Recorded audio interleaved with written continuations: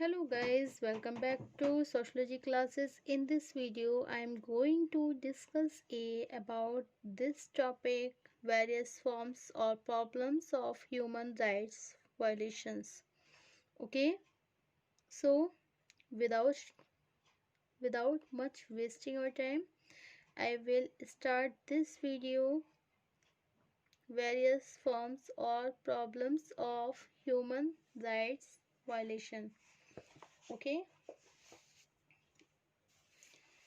मानवाधिकार उल्लंघन के विभिन्न रूप समस्याएं, विभिन्न रूप अथवा समस्याएं। ओके, संसार के विभिन्न देशों में आज मानवाधिकार उल्लंघन की समस्या सामुदायिक जीवन से संबंधित एक प्रमुख समस्या है।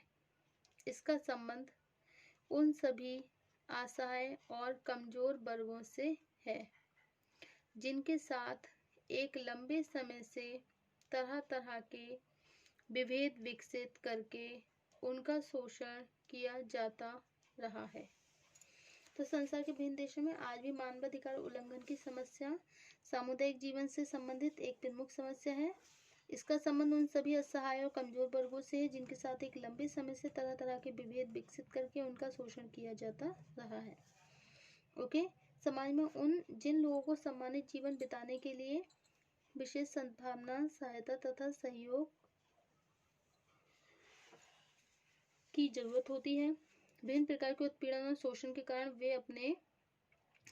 कारण वे अपने मानवीय अधिकारों से वंचित रह जाते हैं और इस समस्या का रूप कितना भी व्यापक हो, इससे मानवाधिकार से जुड़ी हुई विभिन्न समस्याओं के संदर्भ में निम्नलिखित रूप से इसे समझा जा सकता है।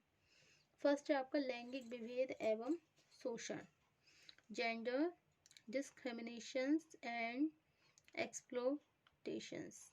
ओके, एक्सप्लोटेशंस। लैंगिक विषमता को साधारणतया एक जैविक तथ्य माना जाता है, लेकिन जब सामाजिक मूल्यों के आधार पर पुरुषों की तुलना में स्त्रियों से विभिन्न प्रकार के व्यवहार करके उनका शोषण होने लगता है, तो इससे व्यक्तिगत, पारिवारिक और सामाजिक विघटन की समस्याओं को प्रोत्साहन मिलने लगता है। वर्तमान में अधिकांश समाज ऐसे हैं जिनमें पारिवारिक, आर्थिक और सामाजिक क्षेत्र में पुरुषों के अधिकारों और निर्णयों को भी अधिक महत्व दिया जाता है। ओके, अब नेक्स्ट है आपका बच्चों का सामाजिक तथा मानसिक शोषण। बच्चों का सामाजिक एवं मानसिक शोषण, social and mental abuse of children. सामाजिक और मानसिक शोषण किनका? वो भी बच्चों का।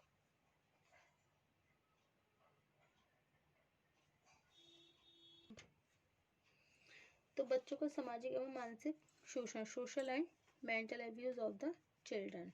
ओके, किसी भी समाज में बच्चों को परिवार, स्कूल तथा समुदाय में विशेष सुरक्षा प्राप्त होना उनके व्यक्तित्व के विकास के लिए आवश्यक है। वर्तमान स्थिति यह है कि विभिन्न क्षेत्रों में 16 वर्ष से कम के बच्चों और किशोरों के साथ अमानवीय व्यवहार की घटनाओं में कोई कमी नहीं हुई है।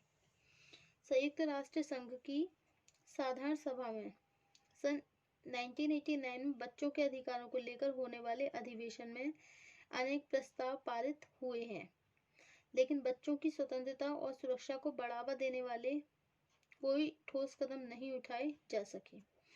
परिवार, स्कूल और विभिन्न प्रकार के रोजगार में बच्चों को भयभीत करने को एक नैतिक, सामाजिक और वैधानिक अपराध के रूप में नहीं देखा जाता। फलस्वरूप कितने ही बच्चे स्कूल से भागकर अपना जीवन नष्ट कर लेते हैं और आत्महत्या के लिए बाध्य हो जाते हैं।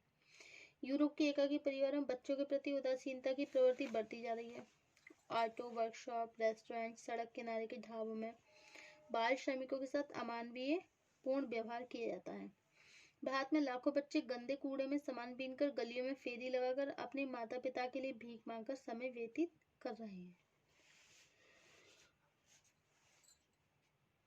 ये सभी दशाएं उन्हें एक ऐसे अमानवीय पर्यावरण की ओर ले जाती हैं जिसमें जीवन का कोई मूल्य नहीं होता है। ओके, नेक्स्ट है वृद्धों का तिरस्कार। वृद्धों का तिरस्कार मतलब स्कॉर्न ऑफ द ओल्ड। वर्तमान युग की भौतिक संस्कृति में वृद्ध लोगों का उत्पीड़न और तिरस्कार मानवाधिकार उल्लंघन का विशेष रूप है। साधारणतः 60% से अधिक के लोगों को परिवार और समुदाय में विशेष सतर्कता और सुरक्षा की जरूरत होती है। संसार के विभिन्न देशों में जीवन अवधि बढ़ने के कारण एक और वृद्ध लोगों की संख्या में वृद्धि हुई, दूसरी ओर स्थान परिवर्तन केंद्रक परिवारों में वृद्धि हुई। लोगों में उन्मुख जीवन जीने की लालसा के कारण परिवार में वृद्ध लोगों के जीवन तिरस्कृत होने लगा। संयुक्त राष्ट्र संघ द्वारा 1999 को वृद्ध लोगों के अंतर्राष्ट्रीय वर्ष के रूप में घोषित करके उन्हें विशेष सुरक्षा देने का प्रस्ताव पास करा गया। अधिकांश युवा दंपति अपने माता पिता से ये आशा रखते हैं कि घरेलू कामों में अधिक से अधिक योगदान करें। आर्थिक असुरक्षा इस वर्ग के लोगों की प्रमुख समस्या है। जिस परिवार का युवा सदस्य माता पिता को घर से छोड़कर किसी दूसरे स्थान या दूसरे देश में चले जाते हैं, उनके लिए अकेलापन मानसिक असुरक्षा का एक बड़ा कारण बन जाता है। और फिर बहुत संपन्न परिवारों के भी बहुत से वृद्ध लोग आज भी अपनी बीमारी और अकेलेपन के कारण वृद्ध आश्रमों में रहने के लिए बाध्य हैं। यह सभी दशाएं मानवता के सामने एक बड़ी चुनौती है। ओके,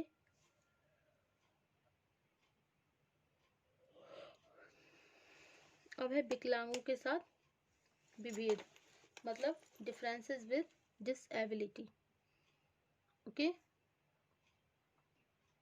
विकलांगों के साथ विभेद।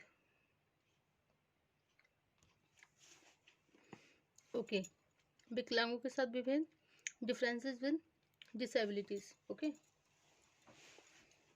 समाज में प्रत्येक व्यक्ति के लिए यह आवश्यक है कि वे उन लोगों की दशाओं पर विचार करें जो तरह तरह की शारीरिक और मानसिक अयोग्यताओं का शिकार हैं। भारत में सन 2011 की जनगणना के अनुसार शारीरिक और मानसिक रूप से विकलांग लोगों की कुल संख्या 2.18 करोड़ से ज़्यादा पाई गई है। सरकार द्वारा विकलांग लोगों के संरक्षण के लिए अनेक कानून भी बनाए गए। आर्थिक सुरक्षा के लिए नौकरी में आरक्षण देने के साथ भेदभाव की समस्या बनी हुई है। साधारणतः निजी प्रतिष्ठानों में उन्हें नौकरियां नहीं दी गई। समुदाय के जीवन में भी उनका जीवन बहुत कुछ उपेक्षित है। इस विभेद की पराकाष्ठा को इस बात से समझा जा सकता है कि भारत में 2010 में एक विकलांग व्यक्ति के द्वारा आईएएस की परीक्षा में सफल होने के बाद भी उसे तब तक प्रशासनिक नियुक्ति नहीं मिली जब तक जनवरी 2012 में स्वयं प्रधानमंत्री ने इस मामले में हस्तक्षेप नहीं किया। सन 2002 में विकलांग लोगों के संरक्षण के लिए अनेक रोजगार क्षेत्रों में उनकी प्राथमिकता का निर्धारण किया गया, लेकिन ऐसे प्रयत्न फाइलों तक ही सीमित हैं। ओके, अब नेक्स्ट है विभेदकारी सामाजिक संस्तरण। इस दशा को हम सामाजिक विषमता भी कहते हैं। विषमता एक ऐसी दशा है जिसमें सामाजिक मूल्य, धर्म अथवा संस्कृति के नाम पर कुछ विशेष समूहों से भेदभाव का व्यवहार किया जाता है। यूरोप में गोरी प्रजाति द्वारा काली अथवा नीग्रो प्रजाति के लोगों के साथ एक लंबे समय तक अमानवीय व्यवहार किया जाता रहा। भारतीय समाज में पवित्रता और अपवित्रता के नाम पर ऐसी विभेदकारी सामाजिक व्यवस्था विकसित हुई जिसमें गंदा व्यवसाय करने वाले लोगों को अस्पृश्य व अछूत मानकर उन्हें सभी तरह के अधिकारों से वंचित कर दिया गया। ओके, नेक्स्ट है जनजातीय विभेद। कौन सा है? जनजातीय विभेद, ट्राइबल डिस्क्रिमिनेशन। ओके, संसार के लगभग सभी देशों में अनेक मानव समुदाय ऐसे हैं जिन्हें अपनी एक पृथक संस्कृति, भाषा, परंपरा, व्यवहार के नियमों और लोक साहित्य के लिए पहचाना जाता है। यह समुदाय उस समाज की सभ्यता और संस्कृति के मूल स्रोत हैं। इसके बाद भी स्थानीय पृथक्करण, गरीब और सरल जीवन के कारण समाज में उन्हें कोई सम्मानित स्थान नहीं मिल सका।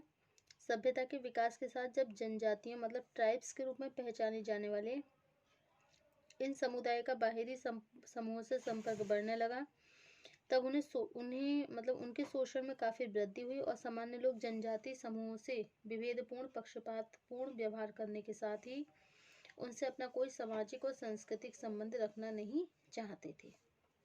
विभिन्न उद्योग में उन्हें कम मजदूरी देते थे और जंगल में जिन पदार्थों के द्वारा अपना भरण पोषण करते थे उससे उन्हें वंचित कर दिया जाता था। ओके, अब नेक्स्ट है आपका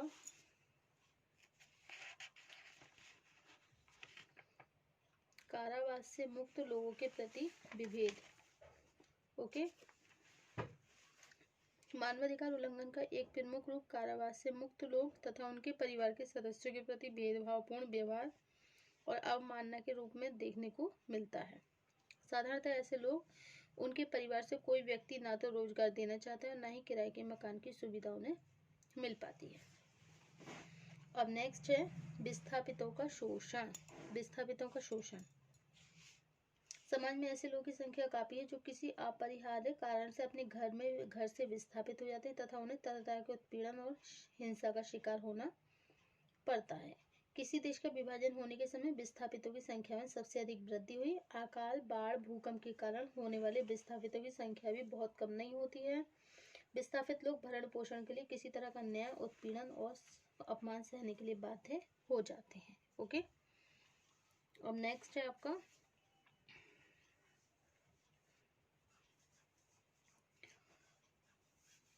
विदेशियों से सौतेला व्यवहार।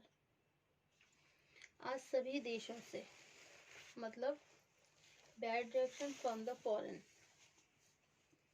आज सभी लोगों में दूसरे देशों से आकर बसने वाले लोगों की संख्या बहुत तेजी से बढ़ रही है।